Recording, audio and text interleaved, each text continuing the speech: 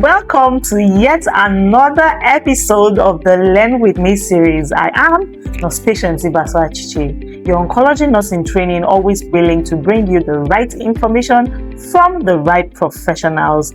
Last time we had a colleague of mine come share information about the side effects of cancer treatments, and one of that was cancer pain. Today we will be talking about something that borders around another side effect of cancer treatment, which is chemotherapy-induced anemia. As usual, I can't do the talking alone. I have colleagues who are experienced and are always willing to share their experience. For today, we have an experienced nurse with over 12 years of experience in the nursing profession. She is no other person but Nurse Hobo. Nurse Hobo, you're welcome to the hall. Thank you. Thank you for coming around. Please, can you kindly introduce yourself to us? I'm Hobo Margaret. Okay, so Nurse Hobo has been practicing for a very long time and she's always willing to share information. So if you've not gotten your jotters, your pens, please get your jotters and your pen to get the information you need to get. Right about now, Nurse Hobo, I'd like to get from your own point of view what I always get from other visitors here in the hall. I'd like you to share with us what your own perception of cancer is. What do you see cancer as? I see cancer in my own view as a group of diseases that's very difficult to identify by individuals out there. Okay. But when early identified, can be treated. Wow, this is off the dictionary. For Nurse Hobo, she sees cancer as a disease that people out there find it difficult to identify, but when identified on time, can be treated. So please do where to always go to the hospital to get checked so we can identify cancer on time and it will be treated. But over to today's conversation, hovering around chemotherapy-induced anemia. Please, I'd like you to, this seems very long, I'd like you to break it down. What is anemia and what is chemotherapy-induced anemia? Anemia is a condition whereby the blood-forming cells in the bone marrow is unable to produce enough red blood cells to meet up with the demands of the tissue. And this results in several things. Because there is inadequate production of the red blood cell. There is also a reduction in the supply to the tissues, and the tissue are demanding. So it produces symptoms like fatigue, difficulty in breathing, palpitation, and among others. So what is now chemotherapy-induced anemia? Because you have just spoken about anemia. What exactly is chemotherapy-induced anemia? Chemotherapy-induced anemia is a situation whereby chemotherapy, which are drugs used in the treatment of cancer, now affects the production of red blood cells. So you mean I will be taking medication to get better, and the medication will not affect my red blood cells that are doing their own work? Why? How? This is because chemotherapy acts on rapidly dividing cells, including the cancer cells. And in normal and as cells, they are of different types. And the rapidly dividing cells, such as one of them is the bone marrow, and that is where red blood cells are being produced. That is why it is also affected, though minimally. I see. This is a lot to learn. Wow. So how common is chemotherapy-induced anemia? How common is it among patients, cancer patients? Now, it is quite common, especially among the adults receiving chemotherapy in several cycles. And this is, based on several factors, such as the type of cancer one is affected with, then the type of the chemotherapy drug used. So those are the things. And also as a series of cycles that one is being exposed to also serve as a contributing factor to the anemia. So basically, I would like to know, what are those signs and symptoms that someone with chemotherapy-induced anemia would present with? If I have a relative at home, if I have a friend who has cancer, how do I know that this person has chemotherapy-induced anemia, so I can raise an alarm and have the person checked? As we earlier on said, that there is reduced oxygen, there is reduced red blood cells production, and because they are not adequate, the supply to the tissue also is inadequate. Okay. So there is demand, and then you will see symptoms like the person will be having difficulty in breathing. Okay. There will be increased heart rate, which we call palpitation. Okay. There will be also difficulty in concentration. You can even see on the physical outlook, the person will look pale, and there will be difficulty in carrying on activities of daily living. There will be fatigue, tiredness, and among others. So those are the common signs that you can see. Okay. Yes. So that is for the common man. So if you have a friend, a relative, a family member who has cancer, and all of a sudden they become weak, they become pale, they are feeling dizzy,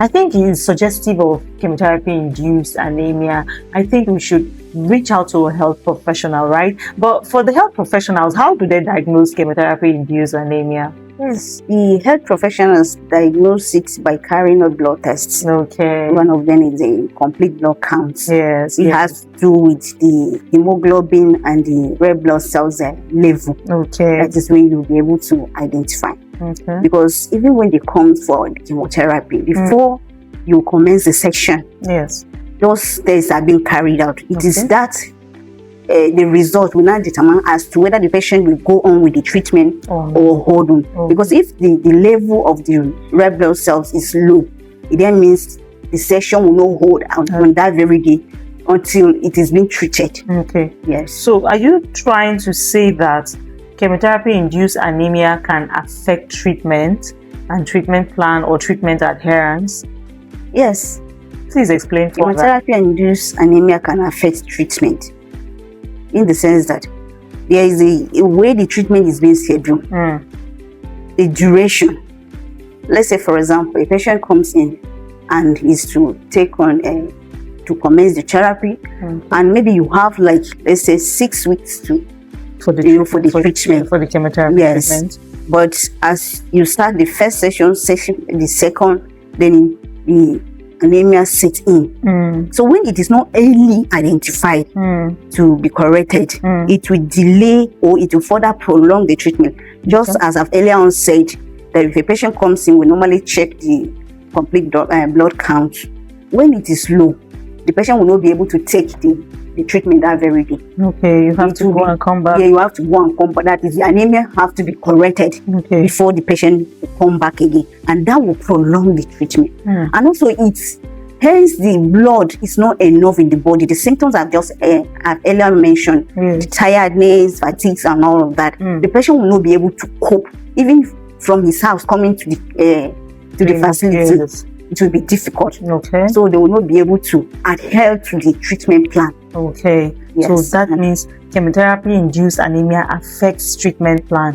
So if that is the case, how do we treat chemotherapy-induced anemia so that people can be aware of it, know how to treat it, know when it's coming, and then fight it? How do we treat chemotherapy-induced anemia?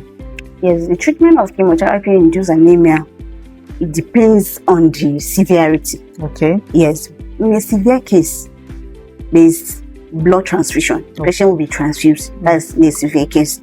But in the situation whereby you discover that there are other factors like deficiency in iron, deficiency in vitamin B12, and then folate, and you have to correct the supplementing. Okay. Then the nutritional status of an individual could be improved, so that it will help, boost the blood cells. Yes. When you talk about nutritional status, a lot bothers around it. Please just give us some tidbits about what a patient receiving chemotherapy can do to improve their nutritional status and to aid them develop good blood cells to help them through this treatment. Yes, the patient receiving chemotherapy, normally encourage them to eat adequate diet that is rich in protein in order to build the worn out tissues. Okay. Then eat diets that are rich in fruits, vegetables. Fruits, vegetables. Yes, it helps in repairing and then supplying the lost nutrition through chemotherapy and all that. Then the patient should be always, they should take a lot of fluid, they should be hydrated. Yes. So that helps a lot. So for them being aware of this and they keep to it, it's very difficult for them to come up with anemia. Okay. So what as a nurse, what role do nurses play in preventing chemotherapy-induced anemia? Is it that how do they do it? Do we have any importance in all of this? Yes. As a nurse, it's our responsibility to first of all educate the patients on the importance of regular visits as being scheduled by the health provider. Then the importance of their nutrition. They should tell them how important it is, that it will help them. Then also educating them on the signs and symptoms. So that they will report early, not waiting until on the appointment day. Because let's say, for example, a patient, you are taking the session of chemotherapy today, and you go by your next visit is next week, and then, or maybe let's say in 4 days time, before you come now, you notice the signs of all those dizziness, weakness, and all that, and then you report earlier. It can be treated before that very day. But if the patient is not aware, and he or she sits at home and waiting for the day of his visit, by the time you come and then they discover that the blood count is low, you will not be able to take the treatment until that aspect is dealt with. So thank you so much, Nurse Hobo. This is so educative. I'd like you to give us your final words. What are your final words to people who have cancer out there to help them in as regards to chemotherapy-induced anemia?